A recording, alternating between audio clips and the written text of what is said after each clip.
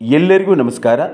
10ನೇ ತರಗತಿಯ ಸಮಾಜ ವಿಜ್ಞಾನ ಪರಿಷ್ಕೃತ 2024 ಇತಿಹಾಸ ವಿಭಾಗದ ಅಧ್ಯಾಯ ಭಾರತಕ್ಕೆ ಯುರೋಪಿಯನ್ನರ ಆಗಮನ.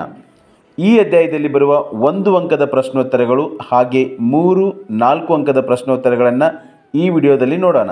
1 ಅಂಕದ ಪ್ರಶ್ನೋತ್ತರಗಳು ವಸ್ತುನಿಷ್ಠ ಪ್ರಶ್ನೆಗಳಿಗೆ ಅತಿ ಉಪಯುಕ್ತವಾಗುವ ರೀತಿಯಲ್ಲಿ ತೆಗೆದುಕೊಳ್ಳಲಾಗಿದೆ. ಹಾಗೆ 3 ಮತ್ತು 4 ಅಂಕದ ಪ್ರಶ್ನೆಗಳನ್ನು ವಿಶೇಷವಾಗಿ GPSTR ಪರೀಕ್ಷೆಗೆ ಏನು ವಿವರಣಾತ್ಮಕ ಪ್ರಶ್ನೆಗಳು ಬರ್ತಾವಲ್ವ ಅವಕ್ಕೆ ಅತಿ ಹೆಚ್ಚು ಉಪಯುಕ್ತವಾಗುವ ರೀತಿಯಲ್ಲಿ ತೆಗೆದುಕೊಳ್ಳಲಾಗಿದೆ. ಆ ಪ್ರಶ್ನೆಗಳು ಓದುವ ಸಂದರ್ಭದಲ್ಲೇ ನಾನು ಹೇಳಿದ್ದೀನಿ ಏನು ಅಂದರೆ ಅದು ಇಂಪಾರ್ಟೆಂಟ್ ಇದೆಯೋ ಅಥವಾ ಇಂಪಾರ್ಟೆಂಟ್ ಇಲ್ವೋ ಅಥವಾ ಮೀಡಿಯಮ್ ಇದೆ ಅಂತಲೂ ಕೂಡ ನಾನು ಹೇಳಿದ್ದೀನಿ. ವಿದ್ಯಾರ್ಥಿಗಳು ಅಲ್ಲಿ ವೀಕ್ಷಣೆ ಮಾಡಬೇಕು. ಹಾಗೆ 3 ಅಂಕದ ಪ್ರಶ್ನೆ ಆಗಿದ್ದರೆ 6 ಪಾಯಿಂಟನ್ನು ಬರೀಬೇಕು. 4 ಅಂಕದ ಪ್ರಶ್ನೆ ಆಗಿದ್ದರೆ 8 ಪಾಯಿಂಟ್ಗಳನ್ನು ಬರೀಬೇಕು. ನೀವು ಉತ್ತರವನ್ನು ವೀಕ್ಷಣೆ ಮಾಡಿದರೆ ನಿಮಗೆ ಗೊತ್ತಾಗುತ್ತೆ ಯಾವ ರೀತಿಯಾಗಿ ಉತ್ತರವನ್ನು ಬರೀಬೇಕು ಅಂತ. ಸರಿ, ಇವಾಗ ನಾವು ಹೋಗೋಣ. 1 ಅಂಕದ ಪ್ರಶ್ನೋತ್ತರಗಳು. ಮೊದಲಿಗೆ 1 ಅಂಕದ ಪ್ರಶ್ನೋತ್ತರಗಳನ್ನು ನೋಡೋಣ. ಭಾರತದಿಂದ ಯುರೋಪಿಗೆ ರಫ್ತಾಗುತ್ತಿದ್ದ ಸಾಂಬಾರ್ ಪದಾರ್ಥಗಳು ಯಾವುವು? ಮೆಣಸು, ಜೀರಿಗೆ, ದಾಲ್ಚಿನ್ನಿ, ಏಲಕ್ಕಿ, ಶುಂಠಿ. ಯುರೋಪಿನ ವ್ಯಾಪಾರದ ಹೆಬ್ಬಾಗಿಲು ಯಾವುದು? ಕಾನ್ಸ್ಟಾಂಟಿನೋಪಲ್. 1453ರಲ್ಲಿ ಕಾನ್ಸ್ಟಾಂಟಿನೋಪಲ್ ನಗರವನ್ನು ವಶಪಡಿಸಿಕೊಂಡವರು ಯಾರು? ಆಟೋಮನ್ ಟರ್ಕರು. 1498ರಲ್ಲಿ ಭಾರತಕ್ಕೆ ಜಲಮಾರ್ಗ ಕಂಡುಹಿಡಿದವರು ಯಾರು? ವಾಸ್ಕೋ ಡಿ ಗಾಮ. 1498ರಲ್ಲಿ ವಾಸ್ಕೋ ಡಿ ಗಾಮ ಭಾರತದ ಯಾವ ಸ್ಥಳವನ್ನು ತಲುಪಿದನು? ಕೇರಳದ ಕಾಪ್ಪಾಡ್. ಪೋರ್ಚುಗೀಸರ ಮೊದಲ ವೈಸ್ರಾಯ ಯಾರು? Francisco de Almeida. ನೀಲಿ ನೀರಿನ ನೀತಿಯನ್ನು ಜಾರಿಗೆ ತಂದವನು ಯಾರು? Francisco de Almeida. Blue water policy ಅಂತ ಹೇಳ್ತಾರೆ ಅದನ್ನು. 1510ರಲ್ಲಿ ಬಿಜಾಪುರದ ಸುಲ್ತಾನನಿಂದ ಗೋವಾವನ್ನು ಗೆದ್ದುಕೊಂಡವನು ಯಾರು? Alfonso de Albuquerque. British East India Company ಯಾವಾಗ ಸ್ಥಾಪನೆಯಾಯಿತು? 1600. ಡಚ್ ಈಸ್ಟ್ ಇಂಡಿಯಾ ಕಂಪನಿ ಯಾವಾಗ ಸ್ಥಾಪನೆಯಾಯಿತು? 1602. ಫ್ರೆಂಚ್ ಈಸ್ಟ್ ಇಂಡಿಯಾ ಕಂಪನಿ ಯಾವಾಗ ಸ್ಥಾಪನೆಯಾಯಿತು?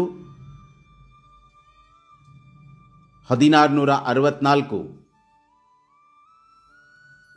ಭಾರತಕ್ಕೆ ಬಂದ ಯುರೋಪಿಯನ್ನರು ಯಾರು? ಪೋರ್ಚುಗೀಸರು, ಡಚ್ಚರು, ಇಂಗ್ಲಿಷರು, ಫ್ರೆಂಚರು. ಭಾರತದಲ್ಲಿ ಪೋರ್ಚುಗೀಸರ ಮುಖ್ಯ ವ್ಯಾಪಾರ ಕೇಂದ್ರ ಯಾವುದು? ಗೋವಾ. ಭಾರತದಲ್ಲಿ ಡಚ್ಚರ ಮುಖ್ಯ ವ್ಯಾಪಾರಿ ಕೇಂದ್ರ ಯಾವುದು? ಪುಲಿಕಾಟ್.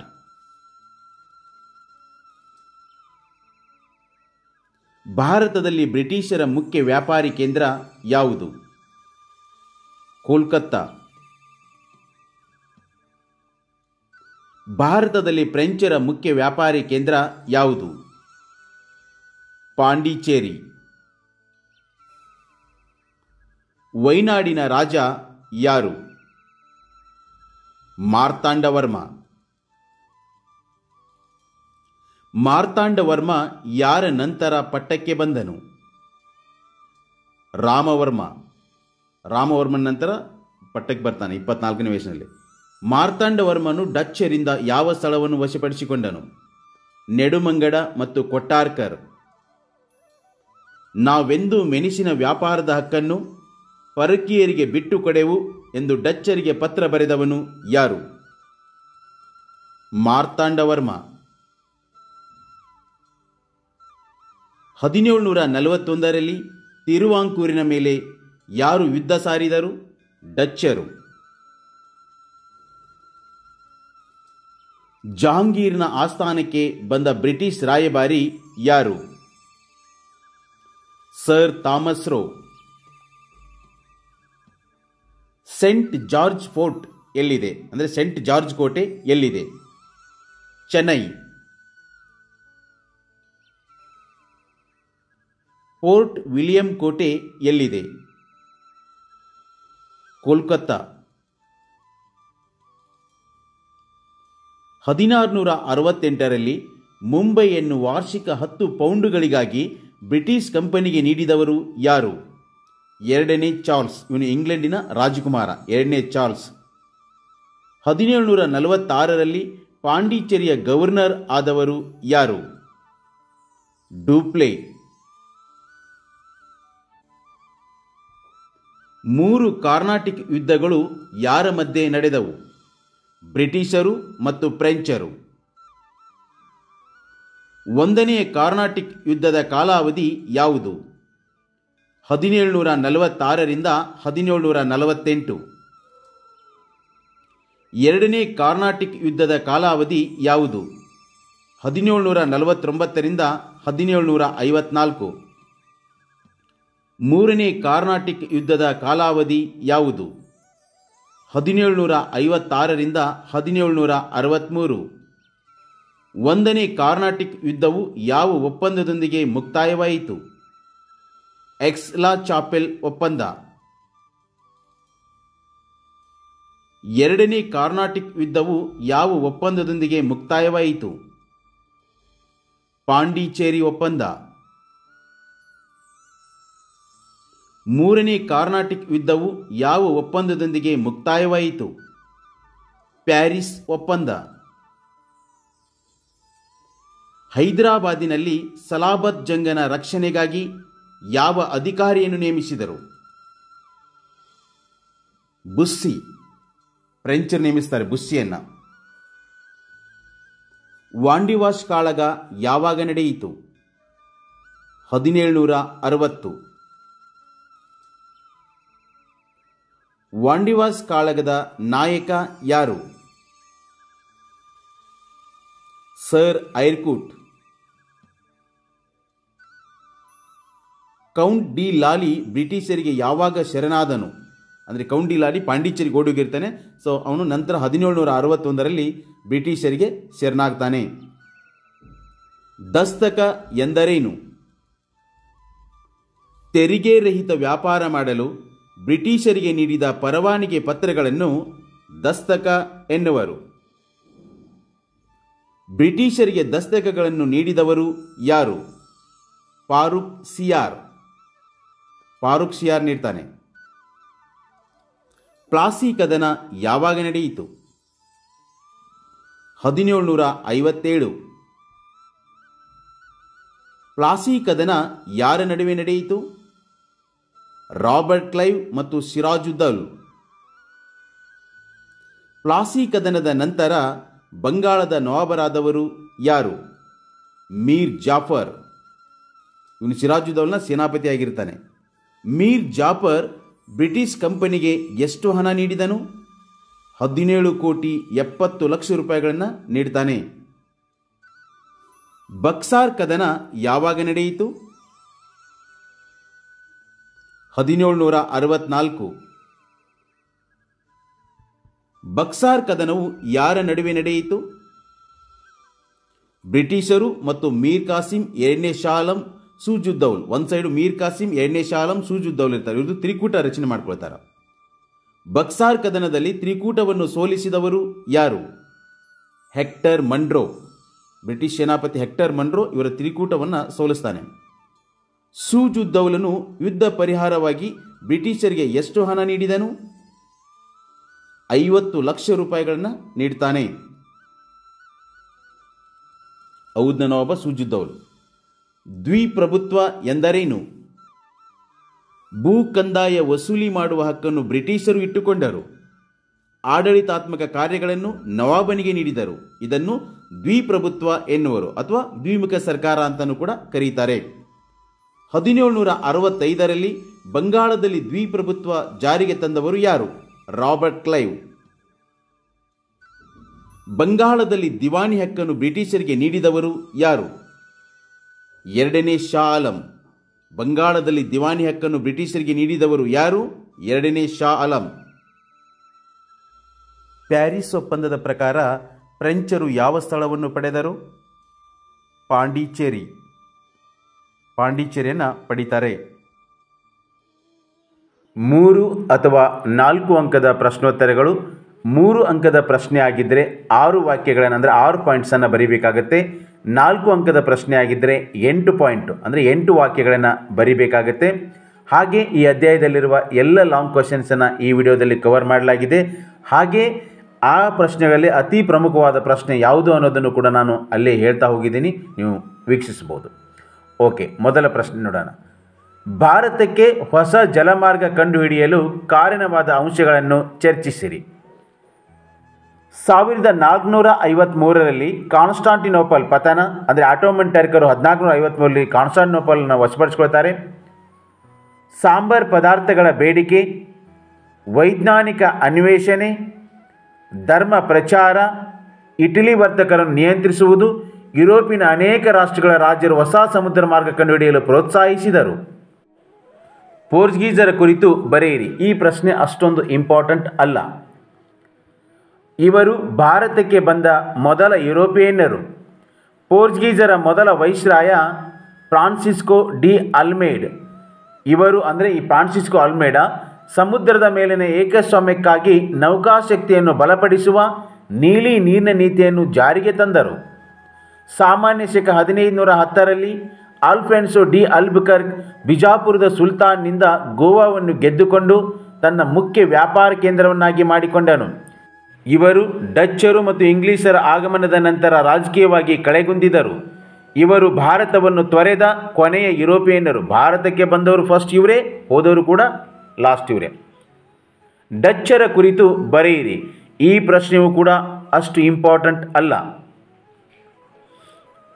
ಇವರು ನೆದರ್ಲ್ಯಾಂಡ್ ದೇಶದವರು. ಸಾಮಾನ್ಯ ಶಕ 1602ರಲ್ಲಿ ಡಚ್ ಈಸ್ಟ್ ಇಂಡಿಯಾ ಕಂಪನಿ ಸ್ಥಾಪನೆ.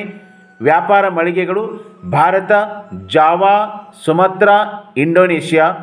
ಭಾರತದಲ್ಲಿ ಸೂರತ್, ಬ್ರೌಚ್, ಕ್ಯಾಂಬೆ, ಕೊಚ್ಚಿನ್, ನಾಗಪಟ್ಟಣ, ಮಚಿಲಿಪಟ್ಟಣ, ಚಿನ್ಸೂರ್, ಪುಲಿಕಾಟ್ಗಳಲ್ಲಿ ಅವರು ಸ್ಥಾಪನೆ ಮಾಡ್ಕೊಳ್ತಾರೆ. ಇವರ ಮುಖ್ಯ ವ್ಯಾಪಾರಿ ಕೇಂದ್ರ ಪುಲಿಕಾಟ್. ಇವರು ಇಂಗ್ಲಿಷರ ಮತ್ತು ಫ್ರೆಂಚರ ಪೈಪೋಟಿಯನ್ನು ಎದುರಿಸಲಾರದೆ ಸಾಂಬಾರು ದ್ವೀಪಗಳಿಗೆ ಮಾತ್ರ ಸೀಮಿತಗೊಂಡರು.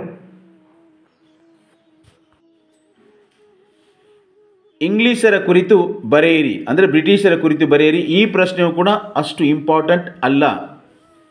ಸಾಮಾನ್ಯ ಶಕ 1600 ಡಿಸೆಂಬರ್ 31ರಂದು ಇಂಗ್ಲಿಷ್ ಈಸ್ಟ್ ಇಂಡಿಯಾ ಕಂಪನಿ ಸ್ಥಾಪನೆ. ಎಲಿಜಬೆತ್ ರಾಣಿಯು ಈ ಕಂಪನಿಗೆ ಪೂರ್ವ ದೇಶಗಳೊಂದಿಗೆ ವ್ಯಾಪಾರ ನಡೆಸಲು 15 ವರ್ಷಗಳ ಪರವಾನಗಿ ನೀಡಿದಳು. 1617ರಲ್ಲಿ ಜಹಾಂಗೀರ್ನ ಆಸ್ಥಾನಕ್ಕೆ ಸರ್ ಥಾಮಸ್ ರೋ ಬಂದನು. ಇವರು ಆಗ್ರಾ, ಅಹಮದಾಬಾದ್, ಬ್ರೌಚ್ ಫ್ಯಾಕ್ಟರಿಗಳನ್ನು ನಿರ್ಮಿಸಿದರು. 1639ರಲ್ಲಿ ಮದ್ರಾಸಿನಲ್ಲಿ ಸೆಂಟ್ ಜಾರ್ಜ್ ಕೋಟೆ ನಿರ್ಮಿಸಿದರು. 1668ರಲ್ಲಿ 2ನೇ ಚಾರ್ಲ್ಸನು ಬಾಂಬೆಯನ್ನು ಕಂಪನಿಗೆ ನೀಡಿದರು. ಸುತನುತಿ, ಕಲ್ಕತ್ತಾ, ಗೋವಿಂದಪುರ ಹಳ್ಳಿಗಳನ್ನು ಖರೀದಿಸಿ ಫೋರ್ಟ್ ವಿಲಿಯಂ ಕೋಟೆ ನಿರ್ಮಿಸಿದರು. ಇವರ ಮುಖ್ಯ ವ್ಯಾಪಾರಿ ಕೇಂದ್ರ ಕಲ್ಕತ್ತಾ ಅಂದರೆ ಈಗಿನ ಕೋಲ್ಕತ್ತಾ. ಮಾರ್ತಾಂಡವರ್ಮನು ಡಚ್ಚರನ್ನು ಹೇಗೆ ನಿಯಂತ್ರಿಸಿದನು? ಈ ಪ್ರಶ್ನೆ ಮೀಡಿಯಂ, ಅಷ್ಟು ಕಡಿಮೆನೂ ಅಲ್ಲ ಅಷ್ಟು ಹೆಚ್ಚೂ ಅಲ್ಲ, ಇದು ಮೀಡಿಯಂ ಇರ್ತಕ್ಕಂಥದ್ದು. ಮಾರ್ತಾಂಡವರ್ಮ 1729ರಿಂದ 1758. ಇವನು ವೈನಾಡಿನ ರಾಜ. ಡಚ್ಚರಿಂದ ತನ್ನ ಸಂಸ್ಥಾನವನ್ನು ರಕ್ಷಿಸಿದನು. ರಾಜಧಾನಿಯನ್ನು ಪದ್ಮನಾಭಪುರದಿಂದ ತಿರುವನಂತಪುರಕ್ಕೆ ಸ್ಥಳಾಂತರಿಸಿದನು. ಡಚ್ಚರ ಕರಿಮೆಣಸಿನ ವ್ಯಾಪಾರವನ್ನು ನಿಯಂತ್ರಿಸಿದನು. ಡಚ್ಚರಿಂದ ನೆಡುಮಂಗಡ ಮತ್ತು ಕೊಟ್ಟಾರಕರಗಳನ್ನು ವಶಪಡಿಸಿಕೊಂಡನು. 1741ರಲ್ಲಿ ಡಚ್ಚರು ತಿರುವಾಂಕೂರಿನ ಮೇಲೆ ಯುದ್ಧ ಸಾರಿದರು.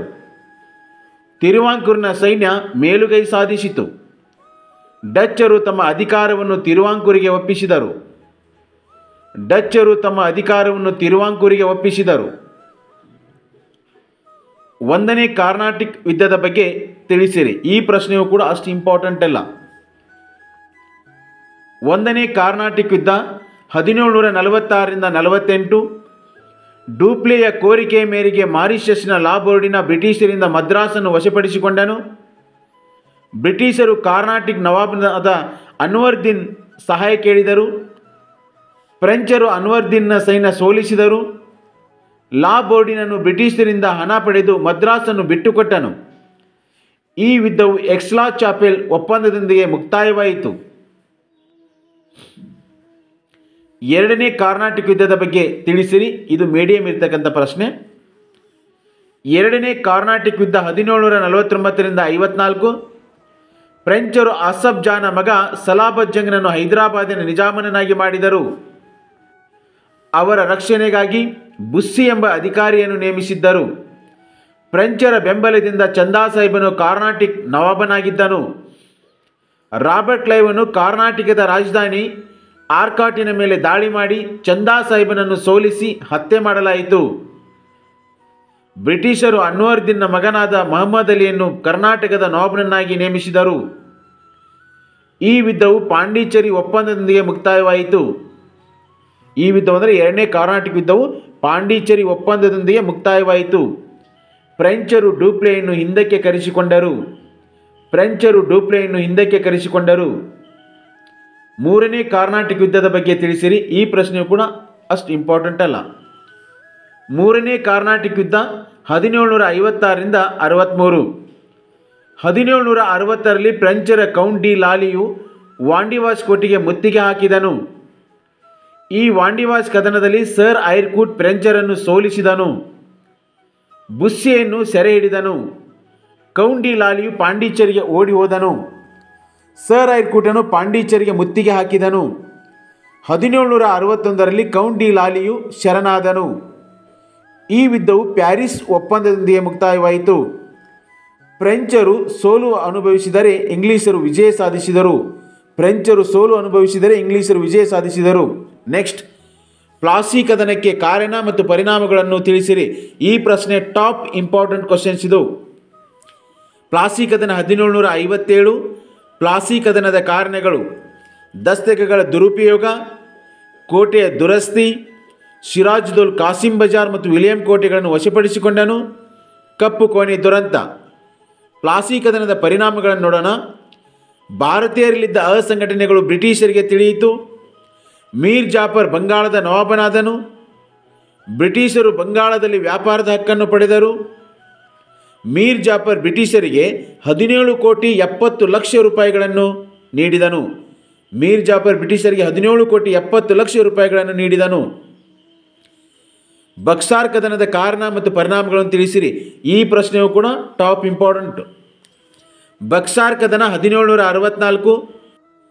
ಬಕ್ಸಾರ್ ಕದನದ ಕಾರಣಗಳು: ಬ್ರಿಟಿಷರು ಮೀರ್ ಕಾಸಿಂನನ್ನು ಕಿತ್ತು ಹಾಕಿ ಮೀರ್ ಜಾಫರ್ನನ್ನು ನವಾಬನನ್ನಾಗಿ ಮಾಡಿದರು. ಮೀರ್ ಕಾಸಿಮನು ಎರಡನೇ ಶಾ ಆಲಂ ಮತ್ತು ಸೂಜುದ್ದೌಲ್ ಅವರೊಂದಿಗೆ ತ್ರಿಕೂಟ ರಚಿಸಿದನು. ಬಕ್ಸಾರ್ ಕದನದ ಪರಿಣಾಮಗಳು: ಎರಡನೇ ಶಾ ಆಲಂ ಬ್ರಿಟಿಷರಿಗೆ ದಿವಾನಿ ಹಕ್ಕನ್ನು ನೀಡಿದನು. ಎರಡನೇ ಶಾ ಆಲಂ 26 ಲಕ್ಷ ರೂಪಾಯಿಗಳಿಗೆ ಬಂಗಾಳವನ್ನು ಬ್ರಿಟಿಷರಿಗೆ ನೀಡಿದನು. ಅಂದರೆ ವಾರ್ಷಿಕ 26 ಲಕ್ಷ ರೂಪಾಯಿಗಳಿಗೆ ಬಂಗಾಳವನ್ನು ಬ್ರಿಟಿಷರಿಗೆ ನೀಡುತ್ತಾನೆ. ಸೂಜುದ್ದೌಲನು ಯುದ್ಧ ಪರಿಹಾರವಾಗಿ ಬ್ರಿಟಿಷರಿಗೆ 50 ಲಕ್ಷ ರೂಪಾಯಿಗಳನ್ನು ನೀಡಿದನು. ಬ್ರಿಟಿಷರು ಮೀರ್ ಜಾಫರ್ ಮಗನಿಗೆ ವಿಶ್ರಾಂತಿ ವೇತನ ನೀಡಿದರು.